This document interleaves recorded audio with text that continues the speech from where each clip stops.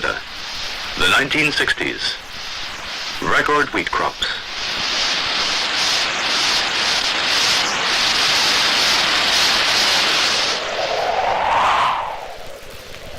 Canada, the 1930s. On the Western Plains, men are destitute. These are two faces of the prairies.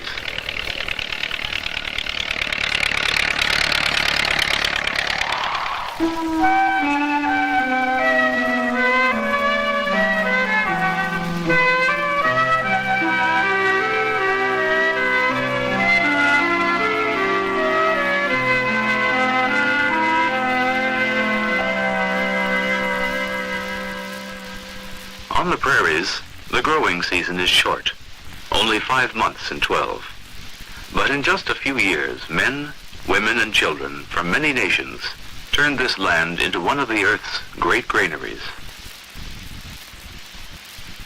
Part of the North American wheatlands, the original Canadian prairies stretch 300 miles north to south and 800 miles east to west. In the north is a wooded region, the parklands. The Rockies and the Canadian Shield are natural boundaries to the north, west, and east. To the south, the 49th parallel forms a political border. By the mid-19th century, all this land, part of a great fur empire, had been acquired by the Hudson's Bay Company. Between two small settlements in the far west and one on the Red River, the only men were hunters, traders, missionaries, and the original inhabitants. In eastern Canada, a shortage of agricultural land drove men westwards. Below the border, men had reached the edge of the plains. North of the line, they lay empty, open, and inviting. 1867, Confederation. The new federal government buys much of the western territories from the Hudson's Bay Company. The Red River settlement becomes the province of Manitoba. Law is established. Red Fife wheat is introduced and withstands late spring and early autumn.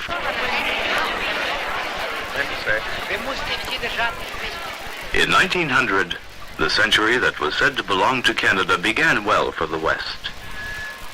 Encouraged by the railways, who part owned the land and badly needed the revenue its sale would bring, encouraged by the government, which was fearful of losing the open spaces by default, encouraged by the East, which required a market for its manufactures, they came from all Europe, from the United States, from Eastern Canada.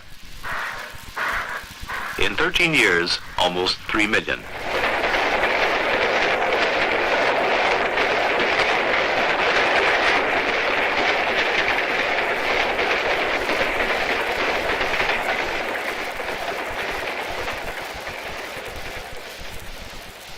Newcomers could obtain title to their land by working it for 3 years. 160 acres of virgin soil, a quarter section, cost just $10. Parts of the plains of Manitoba and the new provinces of Saskatchewan and Alberta became the estate of the drylanders, the short grass farmers.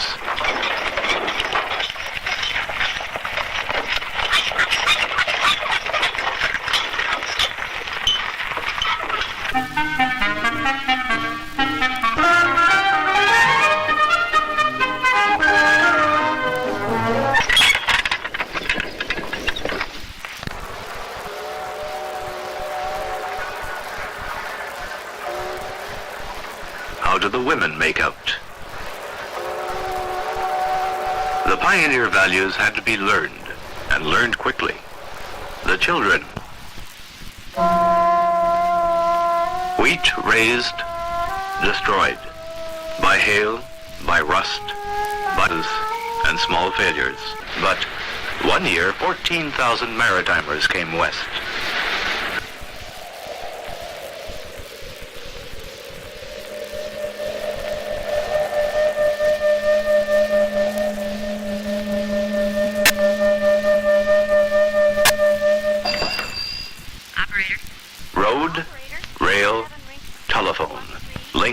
missionary communities with the rest of the country and drew neighbors closer together. The telephone was usually a party line. How many guarded conversations, heavy with innuendo?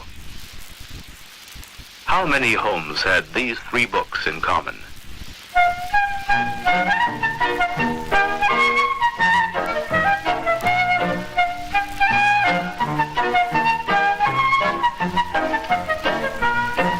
How many mail-order parcels, bringing Montreal, Toronto, Winnipeg to the isolated farm?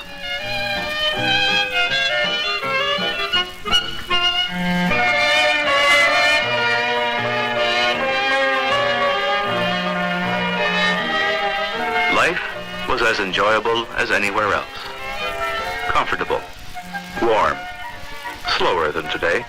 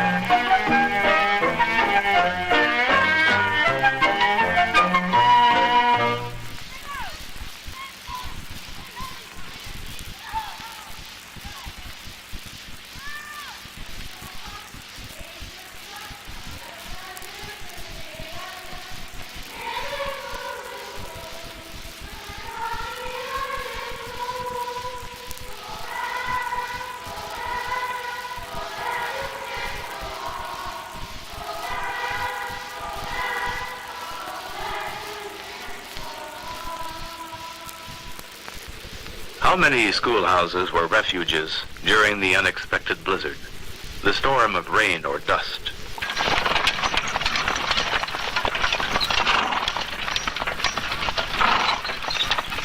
Markets, prices, climate, all were variable from year to year. The men, ever individuals, organized themselves. Cooperation was essential. Interdependence took root. The Western peoples, despite their ethnic differences, grew together in the growing villages, towns, and cities strung along the track. Be it understood, said the Calgary Eye-Opener, that ranking in importance in the order named, the CPR, Clifford Sifton, and the Almighty compose the Trinity of Canada.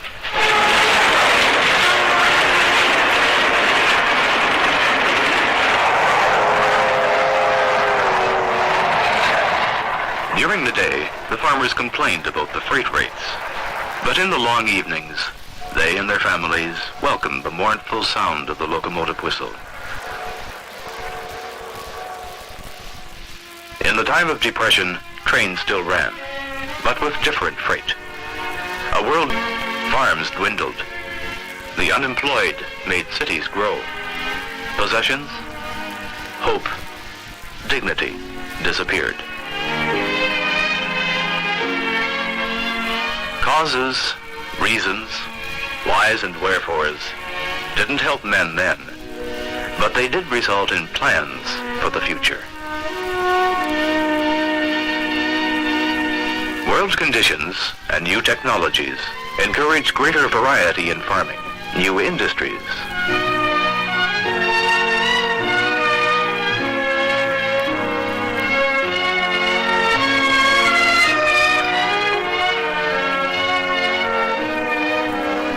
The pioneer era was ended by war. Ahead lay the responsibilities of a nation.